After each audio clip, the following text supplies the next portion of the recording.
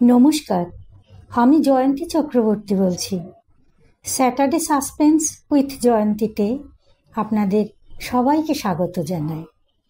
প্রতি শনিবার ঠিক সন্ধ্যে 7টার সময় আমি আপনাদের কাছে চলে আসি আমার নিজের লেখা একটি করে অলৌকিক গল্প নিয়ে।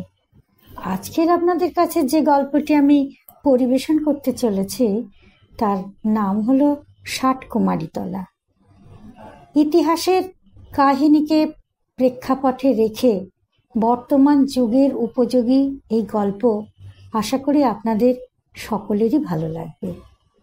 চলুন তবে শুরু করা যাক। গাঢ় লাল রঙের আলোটা ছড়িয়ে পড়েছে অন্ধকার ঘরের প্রতিটি কোণায়। ঘরের মধ্যে একটি সিঙ্গেল খাটে বিছানায় চোখ বন্ধ করে শুয়ে আছে 18-19 বছরের এক কিশোর ঋষি, আর তার সামনে চেয়ারে বসে আছেন 40 ঊর্ধ্ব এক মনোবিজ্ঞানী ডাক্তার অম্বরীশ শাসমল।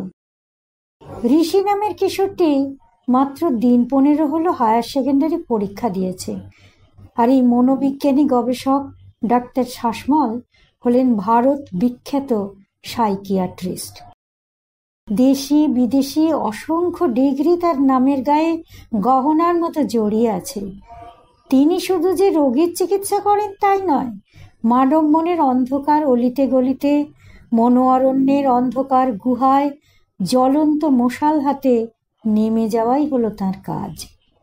তার মতে মানুষের কোনো কাজে অকারণ বা নিরর্থক নয়।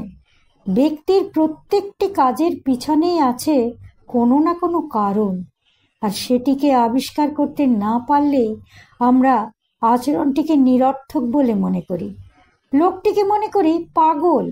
ডক্টর শাসমল বলেন, কোনো মানুষই উন্মাদ হয়ে জন্মায় না, উন্মাদ হয়ে যায়। জীবনের পথে চলতে চলতে যখনই তাল কেটে যায়, যখনই কোনো গোলমাল হয়, তখনই জড়িয়ে যায় বিভিন্ন চিন্তার সূত্র, আর সেই সব জড়িয়ে যাওয়া গিঁট পাকিয়ে যাওয়া চিন্তা সূত্র থেকেই মানুষ অস্বাভাবিক আচরণ করে থাকে। আমরা তখন তাকে বলি পাগলামি। কিন্তু ধৈর্য ধরে গোলমালের মূলে গিয়ে একটি একটি করে জট পাকানো সূত্রগুলিকে যদি ছাড়ানো যায়, তবে সব উন্মাদকেই সারিয়ে তোলা সম্ভব। সারাদিন অসংখ্য মনোরোগী আসেন তার কাছে। তিনি তাদের সঙ্গে বারবার দেখা করেন, বারবার বৈঠক করেন, কথা বলে বলে ঘটনার মূল সূত্রটি খুঁজে বের করার চেষ্টা করেন। আর শুধুমাত্র চিকিৎসা নয়, চিকিৎসার সঙ্গে সঙ্গে মানুষটির জীবনের গল্পটিও ডক্টর শাসমল লিখে রাখেন নিজস্ব নোটবুকে গবেষণার কাজের জন্য। পরবর্তীকালে এইসব কেস হিস্ট্রি একত্রিত করে একটি বই প্রকাশ করার ইচ্ছা আছে তার। আজ ডাক্তার শাসমলের সামনে পাথরের মূর্তির মতো ভাষাহীন চোখে স্তব্ধ হয়ে শুয়ে আছে যে ছেলেটি, সেই ঋষি মাইতি একজন উন্মাদ। মাত্র দিন 10 হলো তার মধ্যে উন্মাদের সমস্ত লক্ষণ দেখা দিয়েছে। দিনের পর দিন ক্রমশ ভায়োলেন্ট হয়ে উঠছে সে। তাই তাকে আনা হয়েছে কলকাতায়, সেই সুদূর মেদিনীপুরের ঘাটাল থেকে। ঋষির বাড়ি ঘাটালে হলেও সে হায়ার সেকেন্ডারি পরীক্ষার পর তার মাসির বাড়ি বর্ধমানের গুসকরা গ্রামে বেড়াতে এসেছিল। দামোদর আর অজয়, এই দুটি নদ দুদিক দিয়ে 2 হাতের তালুর মতো সযত্নে ধরে রেখেছে গুসকরা গ্রামটিকে। গ্রামটির প্রাকৃতিক সৌন্দর্য বড় ভালো লাগে ঋষির। ছোটবেলায় আরো কয়েকবার এসেছে সেই গ্রামে, তারপর অনেক দিন বাদে আবার এই আসা। প্রতিদিনই বিকালে নদীর ধারে বেড়াতে যেত ঋষি। সেদিনও বিকেলবেলা বেড়াতে গিয়েছিল সে। সাধারণত সন্ধ্যার আগেই ফিরে আসে ঋষি, কিন্তু সেদিন সে ফিরেছিল পরদিন ভোরবেলা পুলিশের গাড়িতে চেপে। আর বাড়িতে ফেরার পর থেকেই কিরকম যেন অদ্ভুত আচরণ করছিল ঋষি। তার চোখে মুখে ফুটে উঠছিল কখনো ভয়ার্ত, কখনো বা মার মুখী দৃষ্টি। খাওয়া দাওয়া একরকম ছেড়েই দিয়েছে। কোনো কথারই ঠিকমতো উত্তর দিচ্ছে না। মাঝে মাঝে বিস্ফারিত চোখে কাতর ভয়ার্ত দৃষ্টি নিয়ে দূরে কোথায় যেন তাকিয়ে থাকে সে। চোখের পাতা পড়ে না। আর কিছুক্ষণ এভাবে তাকিয়ে থাকতে থাকতে জ্ঞান হারিয়ে মাটিতে লুটিয়ে পড়ে ছেলেটা। অমন তরতাজা কিশোর এই কদিনে শুকিয়ে একেবারে দড়ি হয়ে গেছে। মুখের দিকে চাইলে পাষাণেরও প্রাণ গলে যায়। বাবা মা তাই কাঁদতে কাঁদতে ছেলেকে নিয়ে চলে এসেছেন ডাক্তার শাসমলের কাছে। ঋষির মেশো উদয়গিরি একদিন শালিকাকে ডেকে বললেন, আমি কিন্তু ব্যাপারটা মোটেই ভালো বুঝছি না ভাই। ঋষিকে ডক্টর শাসমলের কাছে একবার নিয়ে যাই চলো। দেশ জোড়া খ্যাতি ওনার। বাড়াবাড়ি কিছু হয়ে যাবার আগেই ওনাকে একবার দেখিয়ে নিতে পারলে মনে হয় ভালো হতো। ঋষির মা বললেন, আপনি যা ভালো বোঝেন করুন জামাইবাবু, আমার মাথায় কিছু আসছে না। ঋষির বাবা বিক্রম মাইতি ঘাটালের একজন নামকরা পুলিশ অফিসার। দাপুটে ওসি বলেই এলাকায় তিনি বিখ্যাত। রাজনৈতিক মহলেও তার ভালোই প্রভাব প্রতিপত্তি। ঋষি তার একমাত্র সন্তান।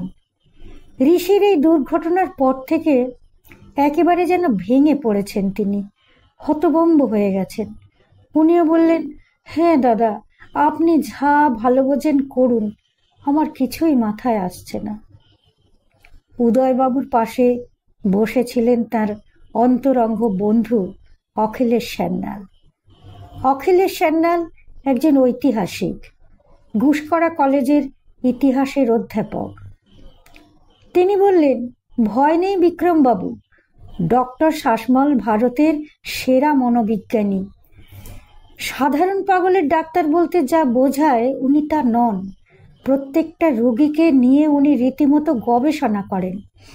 আমার মনে হয় আপনার ছেলেকে উনি সম্পূর্ণ সারিয়ে তুলতে পারবে। সেই দিনেই যোগাযোগ করেছিলেন তারা টেলিফোন গাইড দেখে। সহজে অ্যাপয়েন্টমেন্ট পাওয়া যায়নি। পরে অবশ্য একে তাকে ধরাধরি করে যখন পৌঁছানো গেল ডাক্তার শাসমলের কাছে, তখন বিষয়ের গুরুত্ব বুঝে তাদের পরের দিনই অ্যাপয়েন্টমেন্ট দিয়েছিলেন ডক্টর। তারপর থেকে আজ নিয়ে পরপর 3 দিন হয়ে গেল। ঋষির কাছ থেকে কোনো কথাই জানতে পারেননি ডক্টর শাসমল। সব রকম প্রক্রিয়া প্রয়োগ করেছেন, কিন্তু একটি কথাও বলেনি ঋষি।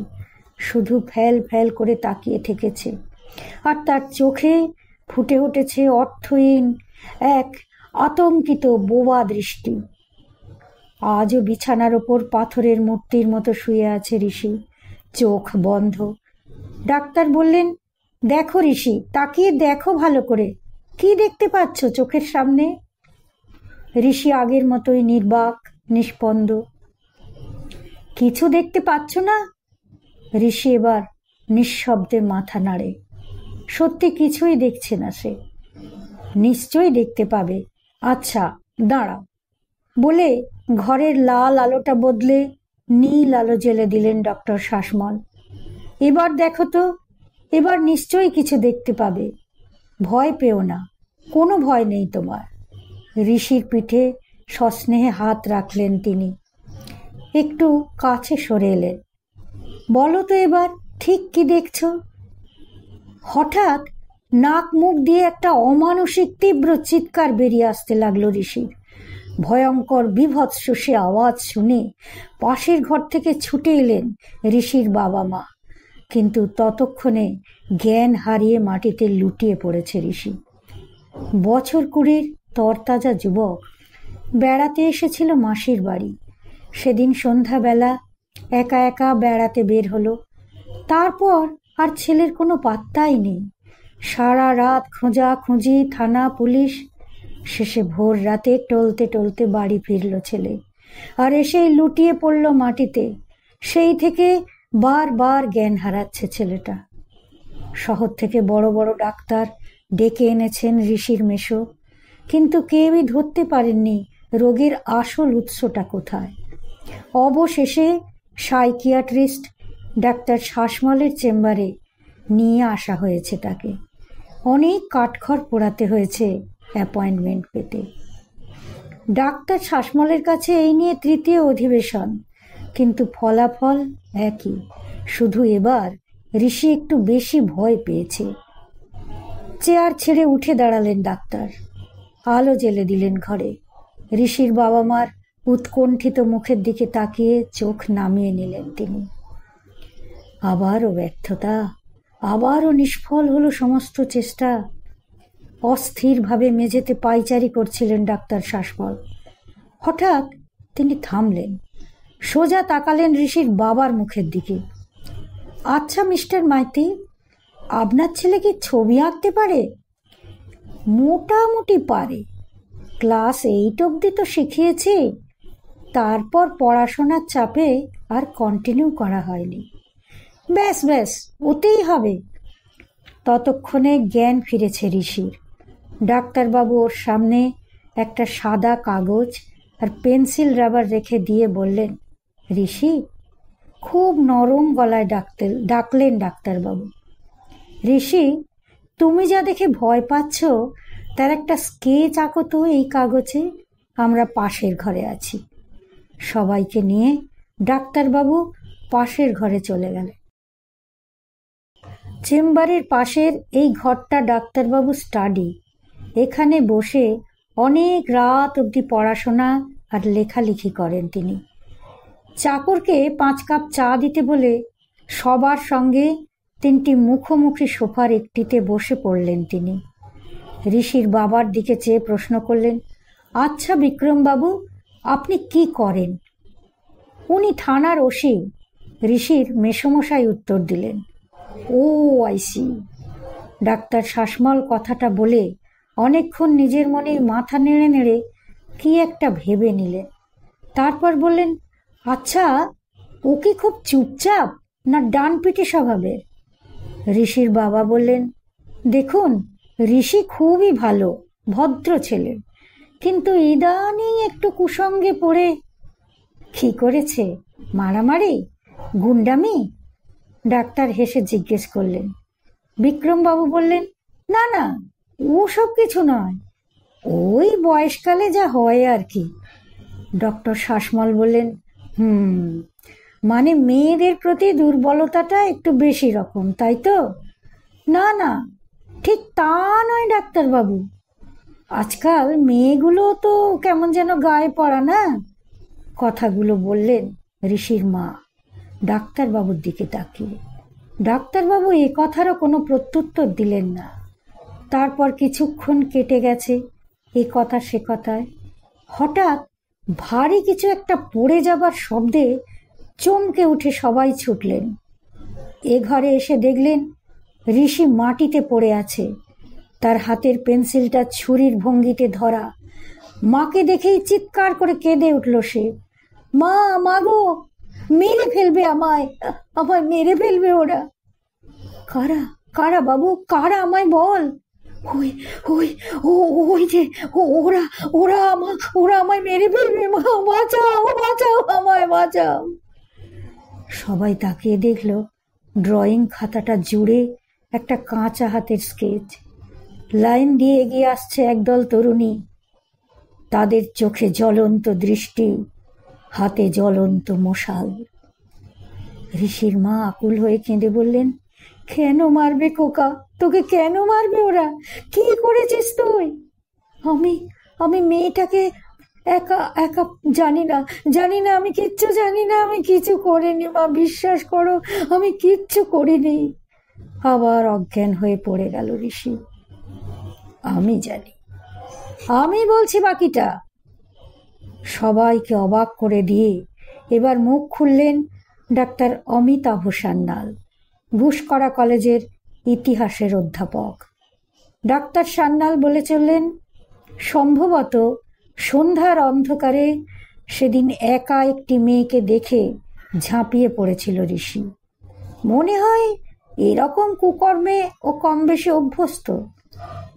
পুত্রের লজ্জাজনক চরিত্রের কথা নিকট আত্মীয়ের সামনে প্রকাশ্যে চলে আসায় লজ্জায় মাথা নিচু করে ফেললেন ওসি বিক্রম মাইতি। আদরের একমাত্র ছেলে ঋষির গুণের কথা তিনি যে জানতেন না এমন নয়। বহুবার বহু অভিভাবকের কাছ থেকে অভিযোগ পেয়েছেন। তিনি তার নামে এই সমস্ত অভিযোগ একবারের জন্য খতিয়েও দেখেননি। থানার ওসি বলে কথা, তার ছেলের নামে অভিযোগ করে কোনো কি আর ফল হয়? ফল হয়নি। তদন্ত হয়নি কোনো ঘটনার। বাবা মা প্রশাসনের দুয়ারে দুয়ারে বিস্তর হাঁটাহাঁটি করে অবশেষে হতাশ হয়ে হাল ছেড়ে দিয়েছেন। এলাকায় ঋষির দৌরাত্ম্য দিন দিন বেড়ে চলেছিল। বস্তুত একটা সাম্প্রতিক ঘটনায় পাবলিক এত ক্ষেপে উঠেছিল যে তাকে কিছুদিন এলাকা ছেড়ে বাইরে কোথাও পাঠিয়ে দেবার সিদ্ধান্ত নেন ওসি বিক্রম মাইতি। আর সেই জন্যই বর্ধমানের এই প্রত্যন্ত গ্রাম ঘুষকরায় মাসির বাড়ি ছুটি কাটাতে আসা ঋষি। ইতিহাসবিদ ডক্টর সান্যাল তখন বলে চলেছেন ঋষির পাগল হওয়ার পিছনের ঘটনা তথা ইতিহাসের এক অবিস্মরণীয় অধ্যায়ের কথা। ডাক্তার সান্যাল বলে চললেন, দেখুন, শহরে যারা আইনের রক্ষক তারা নিজেরাই আপাদমস্তক দুর্নীতিগ্রস্ত। অন্যায়ের বিচার না করে অন্যায়কে প্রশ্রয় দেওয়াটাই তাদের কাজ, আর এর জন্য তারা নিয়মিত মাইনে তথা কাটমানি পান। কিন্তু এটা তো শহর নয়, এ হলো গ্রাম। এখানে এই গ্রামের মেয়েদের সম্ভ্রম রক্ষার দায়িত্ব নিয়েছেন গ্রামের নিজস্ব গ্রাম দেবতা, ওই যে ওরা। বলে ডাক্তার সান্যাল ড্রয়িং পেপারে ঋষির কাঁচা হাতে আঁকা তরুণী মেয়েদের দলটির দিকে আঙুল তুলে দেখালেন। বিস্মিত শ্রোতারা অস্ফুট চিৎকারে করে উঠে জানতে চাইলেন, ওরা কারা? কারা ওরা? ওরা হলেন 60 কুমারী, এই গ্রামের জাগ্রত গ্রাম দেবতা। বলে চোখ বন্ধ করে কপালে হাত ঠেকালেন অধ্যাপক সান্যাল। ওসি বিক্রম মাইতি বললেন, 60 কুমারী? কই, এরকম নাম তো আগে কখনো শুনিনি। ইতিহাসবিদ ডক্টর সান্যাল বললেন, শুনবেন না, কারণ ইতিহাস বেশিরভাগ মানুষ পড়ে না। কিন্তু ঘটনাটা কি? প্রশ্ন করলেন ঋষির মেশো উদয়গিরি। সোফার ওপর একটু নড়ে চড়ে বসে কাহিনীটি আগা গোড়া বলতে শুরু করলেন ডাক্তার সান্যাল। দেখুন, সবটা বুঝতে গেলে আমাদের পিছিয়ে যেতে হবে সুদূর অতীতে। সময়টা ছিল 1605 বা 6 সাল, অর্থাৎ আজ থেকে প্রায় 900 বছর আগের কথা।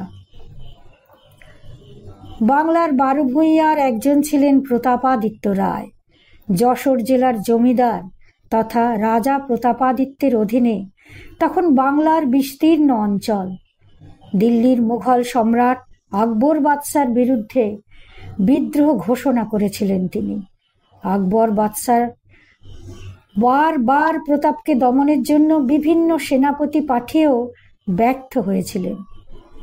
শেষ পর্যন্ত পুত্র সেলিমের হাতে মসনদ ছেড়ে দিয়ে পরলোক গমন করলেন তিনি। সেলিম জাহাঙ্গীর নাম নিয়ে হিন্দুস্থান শাসন শুরু করলেন। শাসনভার হাতে পেয়ে প্রথমেই তিনি মুঘল সেনাপতি তার মামা মানসিংহকে পাঠালেন বাংলার বিদ্রোহী বীর প্রতাপাদিত্যকে দমন করতে। কাজটি যে মোটেই সহজ ছিল না তা মানসিংহ ভালো করেই জানতেন। তাই তিনি শুধু রণকৌশলের আশায় না থেকে কূটনৈতিক কৌশলের আশ্রয় নিলেন। প্রতাপাদিত্যের ঘনিষ্ঠ লোকজনদের বিপুল পরিমাণে উৎকোচ দিয়ে নিজের পক্ষে আনতে লাগলেন। ভবানন্দ মজুমদার নামে এক বিশ্বাসঘাতক বাঙালি, যাকে প্রতাপ বিশ্বাস করে রাজস্ব বিভাগের প্রধান কর্মকর্তা হিসেবে নিয়োগ করেছিলেন, তিনি সেদিন মানসিংহকে সর্বপ্রকার সাহায্য করতে এগিয়ে এলেন। রাজ্যের সমস্ত গুপ্ত তথ্য তিনি তুলে দিলেন মানসিংহের হাতে। তুমুল যুদ্ধ শুরু হলো দুপক্ষে। যুদ্ধে প্রতাপাদিত্যের ছেলে উদয়াদিত্য বীরের মৃত্যুবরণ করলেন। পরাজয় হলো প্রতাপাদিত্যের। বিশ্বাসঘাতকতা পুরস্কার হিসাবে ভবানন্দ পেলেন মজুমদার উপাধি আর নদিয়ার রাজ সিংহাসন। এই ভবানন্দের পুত্রই হলেন বিখ্যাত কৃষ্ণচন্দ্র রায়, কৃষ্ণনগরের রাজা, পিতার যোগ্য উত্তরাধিকারী বটে। তিনি বাংলার শেষ স্বাধীন সূর্য সিরাজের বিরুদ্ধে ষড়যন্ত্রে অন্যতম প্রধান ভূমিকা পালন করেছিলেন। ইতিহাস এভাবেই কথা বলে। যাই হোক, মানসিংহের হাতে যুদ্ধে পরাজিত হলেন প্রতাপাদিত্য। তার উপরে হুকুম ছিল জীবিত অবস্থায় প্রতাপকে যেন বেঁধে নিয়ে যাওয়া হয় দিল্লিতে। দিল্লীশ্বরের হুকুম শিরোধার্য করে মানসিংহ প্রতাপকে পশুর মতো খাঁচায় বন্দি করে নিয়ে চললেন দিল্লি। অপমানে, দুঃখে, লজ্জায় অন্নজল ত্যাগ করলেন রাজা। পথে মৃত্যু হলো তাঁর। মানসিংহ সেই মৃতদেহ ঘৃতপক্ক করে নিয়ে চললেন তার প্রভুকে ভেট দিতে। কিন্তু মনটা তার খুঁতখুত করতে লাগলো।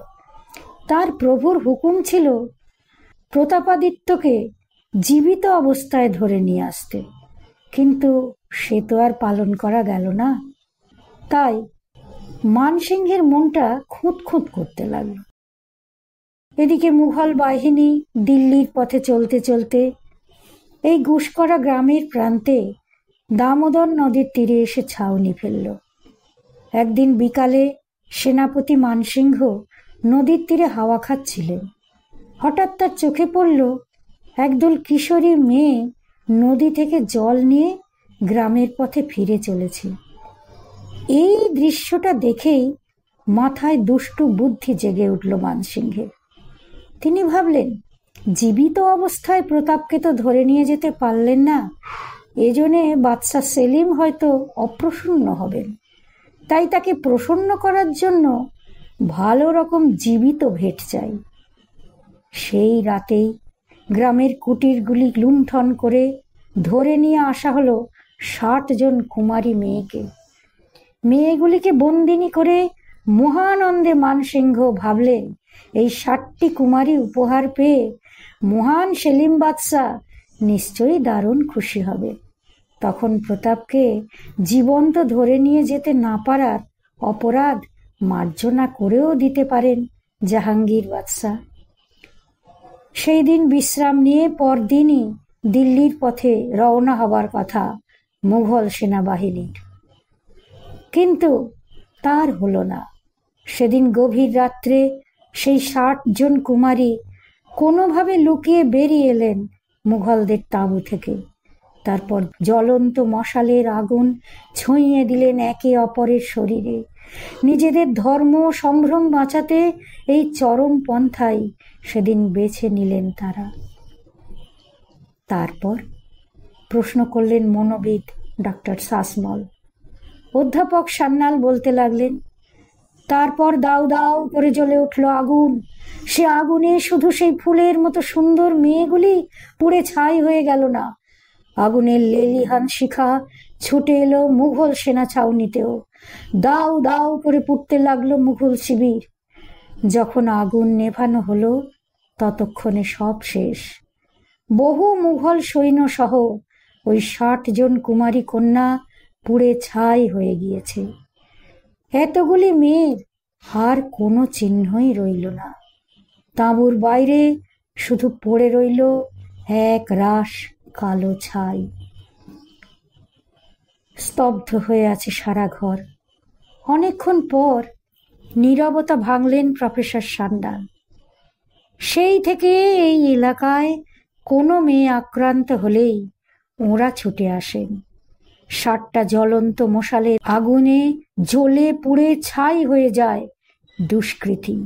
কেউ মারা যায়, কেউ হয়ে যায় উন্মাদ। ঋষির বাবা ঘাটাল থানার ওসি বলে উঠলেন, কিন্তু আমরা তো এসবের কিছুই জানতাম না। আপনাদের উচিত ছিল সাবধান করে দেয়া। ডাক্তার শাসমল ঋষির মেশোর দিকে তাকিয়ে বললেন, এলাকার সব কথা তো আপনার জানা উচিত, আর শ্যালিকা পুত্রের গুণের কথাও তো আপনার অজানা নয়। কাজেই আপনারই উচিত ছিল এখানে আসার আগে তাকে সাবধান করে দেয়া। লজ্জায় মাথা নিচু করলেন ভদ্রলোক। যান, বাড়ি নিয়ে যান ছেলেকে। সামলে রাখবেন। তবে যে শিক্ষাও পেয়েছে আশা করি অনেক দিন মনে থাকবে। আর তা না হলে এই 60 কুমারীর মশালের আগুন থেকে কেউ কিন্তু ওকে বাঁচাতে পারবে না। শুধু ওসি কেন, গোটা পুলিশ বাহিনী এলেও না। ধন্যবাদ। আমার গল্পটি এখানেই শেষ হলো। শুনে যদি আপনাদের ভালো লাগে তাহলে দয়া করে কমেন্ট করবেন আর শেয়ার করে দেবেন, আর পারলে সাবস্ক্রাইব করে আমার পাশে থাকবেন।